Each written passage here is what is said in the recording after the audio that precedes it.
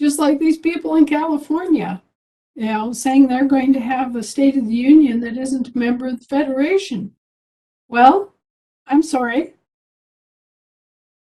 Your Shinola sensor should go, bah, bah, bah, bah, and you should say, no, that doesn't work. Sorry. And every one of you, everybody that's listening tonight, take it to heart. You have to know who you are, and you have to know what your state is. We have been told by members of law enforcement that there's going to be a big crackdown on the assemblies. And by that, they mean all these organizations that are out there pretending to be assemblies. And that includes, organizations like the National Assembly that has all these people mishmashed together that are municipal citizens and territorial citizens and state citizens and everybody all mishy-mashy together. Well, they're not going to be tolerated because they're not properly declared and organized. Okay, so, half of the people or more that are involved in all of that don't have any constitutional rights because they're not actually operating and adopting American status. They are still considered territorial or municipal citizenry. Or both. Or both. And so, as a result, those national assemblies are not state assemblies, and they are not guaranteed under the constitutions. And because the territorial government has a job assignment to crack down on all of those sorts of activities, and because, by the way, they make a tremendous amount of money doing it, you can expect that they'll go after these patriots who simply are not managing to mind their P's and Q's. It's that old stay in your lane where, declare clearly who you are, realize that you are being occupied by your own employees and that you're in a war zone. I mean, what happens when Corporal Klinger points a gun at you and says, "Who goes there?" You better be ready to stay. "Oh, yeah, well," and he says, "Oh, what's the password?" Okay, well, the password is that your assembly is a State of the Union and a member of the Federation of States. Both conditions have to be met, or you're doing something screw loose and insurrectionist. Okay? So you want to know that little phrase, like the password. My state assembly is the population of a State of the Union and a member of the Federation of States. Both. And you have to have both of those things in place, or you're not a State of the Union. Understood. Thank you for that, Anna. Appreciate that. Well, and I just want to reassure people, you're going to be seeing some patriots go to jail. You're going to be seeing all sorts of little offshoot groups that have been out there pretending to be, representing their state. You'll see a bunch of good people go to jail for this.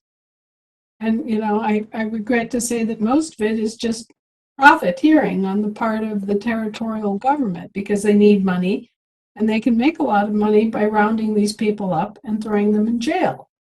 They're charging the public trust something like $20,000 a day to keep Lord. $20,000 a day to keep these dangerous people like the Colorado 9 locked up.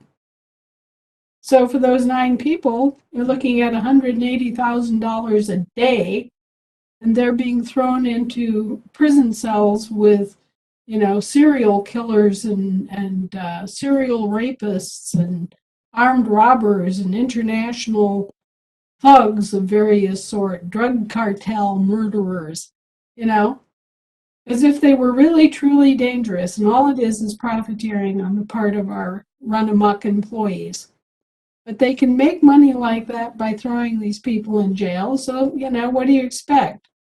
Times are hard in Washington, D.C. because none of them have an actual verifiable contract. And all of them are one way or another hunting on thin ice. So they're going to come around and they're going to arrest a bunch of people and hope and pray to God that you're not one of them.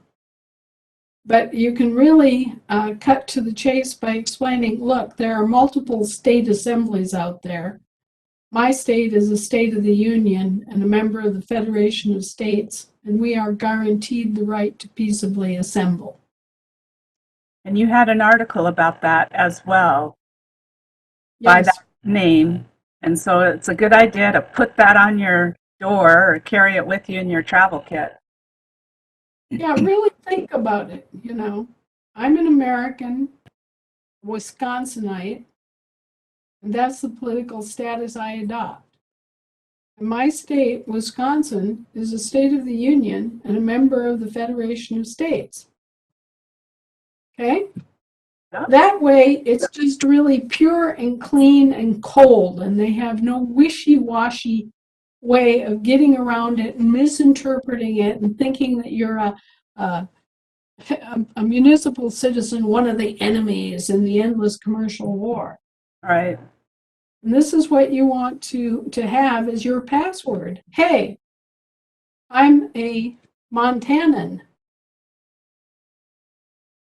Okay? And my state of the union is Montana. And it is a member of the Federation of States. We are the state assembly that is guaranteed the right to peaceably assemble. Would probably be good to have the peace proclamation at the hand too. Right. It would be good to have the peace proclamation. It would be good to have the Public law. Right. It would be good to have the enrollment of the states. Okay. Because some of the people out there still don't realize that the states have been enrolled and they're still treating them as territorial state entities. So, especially if you live in the West, having that enrollment proclamation would be a piece of paper to have in your hand. Right. Makes sense. But you have to know who you are and where you come from and what your state is, because you're going to be grilled by the military, basically. And you have to know this stuff, or they're going to look you in the eye and they're going to say, yeah, he's a municipal citizen. And they're going to throw you in jail for 100 years. So, just because this phony mercenary war, this mercenary conflict has been taking place on our shores, and two sets of our employees have been fighting each other for 160 years, we cannot afford to be clueless about this, because they take it damn seriously if they can't make money. Yeah. Now, what would be a typical scenario? Because we don't want to put people in fear. And so would they approach the assembly, or would they be, I don't know. Most likely they will come after particular members. They'll come after leadership in the assemblies. Okay. They'll be looking for weak links. They'll be looking for people that have some insurrectionist history. Like last week in Texas, we found out that one of the leaders in Texas in the past had a association with the Reign of the Heaven Society. Mm-hmm. There are people all over the country that over the years have had relationships with organizations like Kim Gaugen's Life Force. Life Force, Tim Turner's organization that, almost got there but collapsed. Yeah. Because, again, they didn't have quite all of the pieces together. There are a few organizations out there that will stand simply because they're severely limited in the scope of jurisdiction they claimed. Like the Union States will probably be fine. Okay. Because, basically they're just sort of standing there and saying, well, we're the soil jurisdiction. Go screw yourself. And, that's all they're claiming. And so they'll probably get through this just fine. Okay. But those that are trying to be like the National Assembly, where they're just trying to gather together everybody, there's no precedence for that. There's no provenance. And here's where you get into trouble.